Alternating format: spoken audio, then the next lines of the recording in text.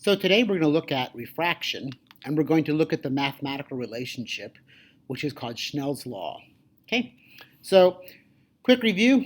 Reflection is what happens when light, so reflection is what happens when light bounces off an interface or a barrier, and the angle of reflection always equals the angle of incidence. That's an easy one. Refraction is what we're on now, and refraction is the bending of light. So it doesn't bounce, it bends as it passes from one medium into another. And we're going to look at how the relationship goes between the angle of incidence and the angle of refraction. So in lab, we set up a little experiment. We had a laser beam, and the angle between this normal line, this is the normal line, and the incident ray, the incoming ray, that was called the incident angle. And then the light got bent, and this was called the refracted angle. Some light is always reflected, and that's the reflected angle, and we're not going to worry about that one right now, okay? So in lab, this is what happened, I think. You varied the incident angle, and you measured the refracted angle, and then you realized, or you got some help and found out that if you graph the sine of the refracted angle on the y-axis and the sine of the incident angle on the x-axis, you got a nice straight line. And so your math model should look like this. Whatever's on your y-axis, which is the sine of the refracted angle, equals the slope of your line times whatever's on your x-axis, which is the sine of the incident angle. So this is what's on your x-axis. And of course, there was no intercept, so there's no intercept on this math model here. Okay? And so your conclusion should be that whatever's on the y-axis, the sine of the refracted angle, is directly proportional to the sine of the angle of incidence. All right, so that'll be the conclusion that you get for lab. All right, now, since we're going to be using sines in this description of refraction, we need to review sines a little bit. So a quick reminder, the sine of an angle is the ratio of the opposite side of the triangle divided by the hypotenuse of the triangle. So you take the opposite divided by hypotenuse, you get the sine, and that's the same for every similar triangle. Your calculator knows about these things, they're built in, and so it's pretty easy to calculate. So for example, the sine of 30 degrees, you can evaluate on your calculator. And the sine of 65 you can evaluate in a calculator, and the sine of 23, and any number, you just put that in your calculator and you get an answer. Okay? So that part's pretty easy. But what happens when we want to go the other way? Suppose we know the sine of an angle is 0.8. How do we figure out what the angle is? Okay? So there's two ways to go about this.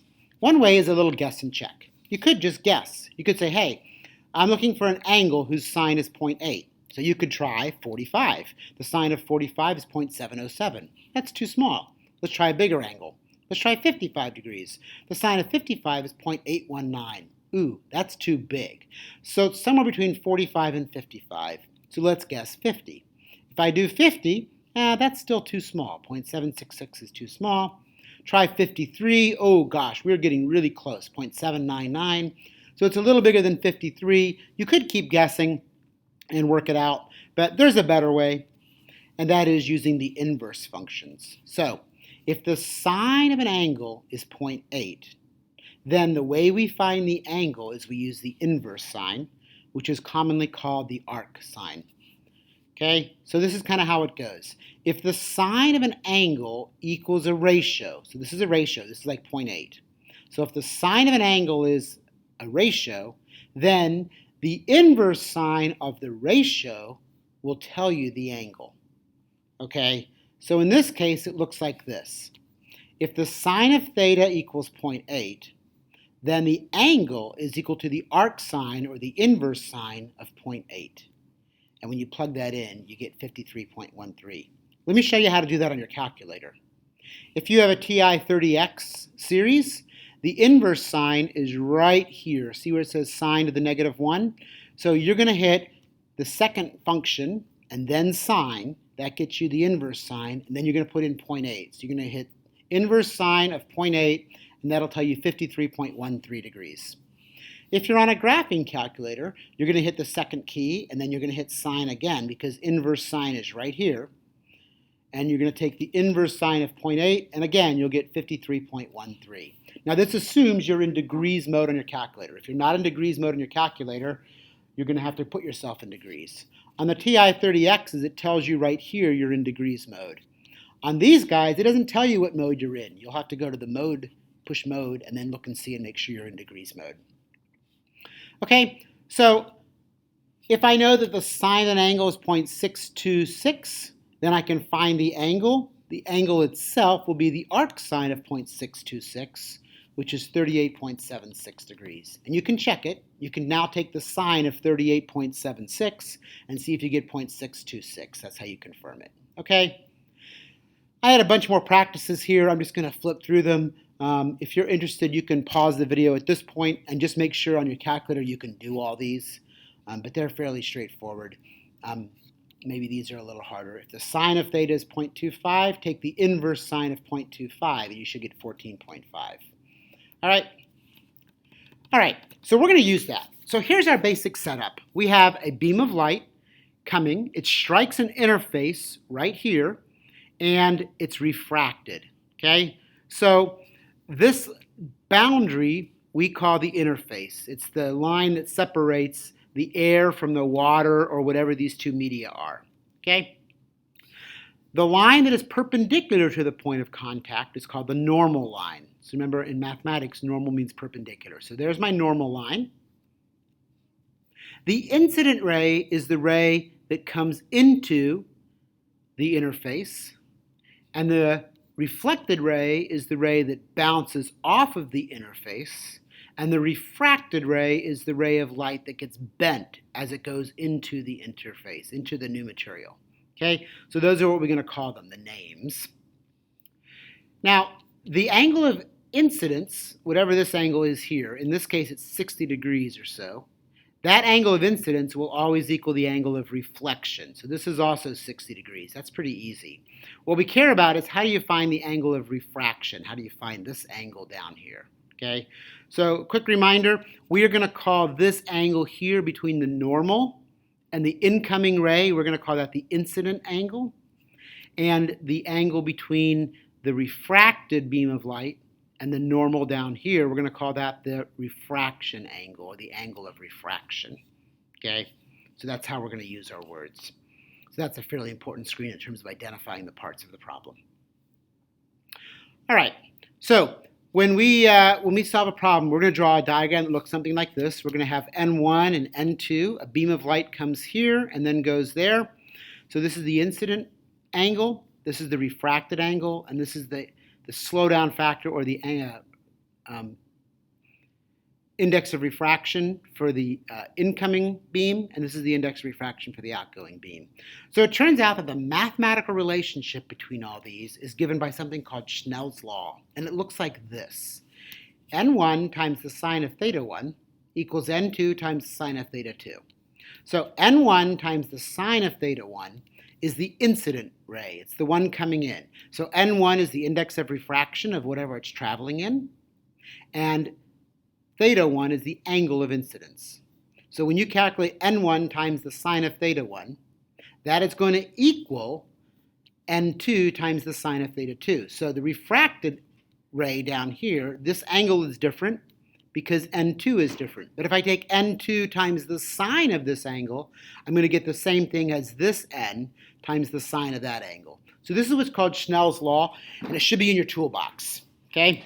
So N1 is usually the incident ray, and N2 is the refracted ray. Now let's think about lab for a minute. In lab, we graph the sine of theta 1 on the x-axis, and we graph the sine of theta 2, the refracted light, on the y-axis. So if I look at this equation, and on the y-axis I graphed sine of theta 2. So if I solve this for sine of theta 2, I would divide both sides by N2. So if I do that, it looks like this. The sine of theta 2 equals N1, that's this, divided by N2, because I divided by that, and then times the sine of theta 1. So this is what our equation looks like if we rearrange it, if we solve it for the sine of theta 2. And now, thinking about our lab, we graphed this on the y-axis. We graphed the sine of the incident angle on the x-axis. And so, our slope should be the ratio of n1 over n2. So if you take n1 from your lab and divide it by n2 from your lab, you should get the slope of your math model from lab. Okay? All right, so let's solve two example problems before you tear off on your own. I've got light, it's traveling in air, it hits a body of water. The angle of incidence is 30 degrees, and I want to know what is the refracted angle. So we're dealing with air and then water, so we have to identify the index of refraction of each. So for air, it's 1.00, and for water, it's 1.333. Okay? So our diagram is going to look like this. It's traveling in air, it enters water, and a little bit of light is reflected. You don't need to draw that part there, but you definitely need to draw an interface, label n1, n2, show the angle of incidence, the angle of refraction. All right, our variable list is going to look like this. N1 is what it starts in, which is air, so that's 1. Theta 1 is the angle of incidence, so that's 30 degrees, the angle of incidence. N2 is the index of refraction of water because it goes into water, so that's 1.33.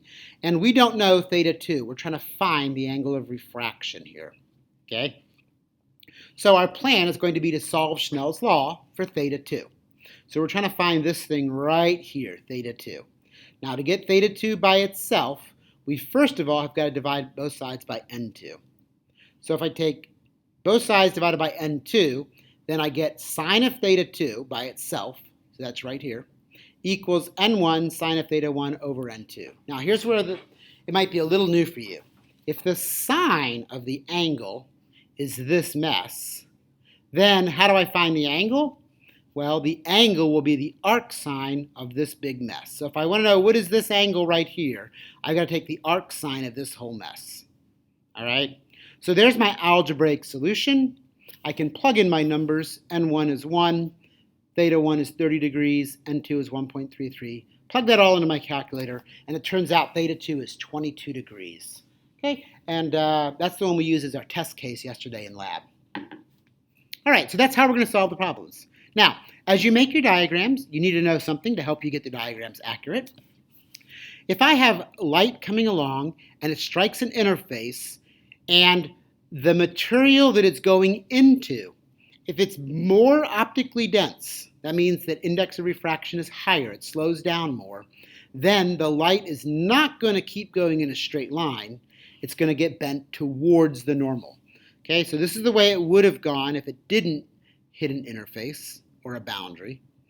Here's the normal right here, the perpendicular line, because here's the boundary. And so this light gets bent towards the normal. This arrow is closer to the normal than it would have been if it just went straight. So if it goes into a more optically dense, if it goes into an area where n is bigger, it bends towards the normal. On the other hand, if it goes into an area where it moves faster, where n is smaller, then it actually bends away from the normal. So it'll bend in this direction, and the angle of refraction will be bigger than the angle of incidence, which is right here. Okay? So when you make your diagrams, you got to account for that. All right, let's solve one more example problem. Suppose light is traveling in a piece of plastic. It then refracts into a piece of glass, so it's incident in the plastic, that's N1. It refracts into a piece of glass, so this is N2. The angle of incidence is 42, the angle of refraction is 57. What is the index of refraction of the plastic? So in this case, it's going from 42 degrees to 57 degrees, so it bent away from the normal, which means N2 has got to be bigger than N1. Okay? Here's our variable list. We do not know N1, but we do know theta 1, the angle of incidence. We know N2 because it's the glass. It says the glass is 1.33 here. And we know theta 2, the angle of refraction. So we're going to try to solve Schnell's law for N1. So here's my plan. I'm going to solve Schnell's law for N1. N1 is right here. It is not inside of a sine, so I don't need to use the arc sine. I just need to get N1 by itself. So I can do that by dividing both sides by sine of theta 1. If I divide both sides by theta 1, I get this. I can then plug in my numbers, and I can calculate N1 is 1.68. Okay? So it makes sense. It went from 1.68 to 1.33. Okay, the index of refraction got smaller because it bent away from the normal. So there you go. That's how you're going to solve the problems. Okay, so make sure that when you're solving the problems, when you make diagrams, make a good diagram showing the path of the light and which way it bends. Clearly label N1 and N2 and show the arrows showing which way the light's going. All right, so it's your turn now.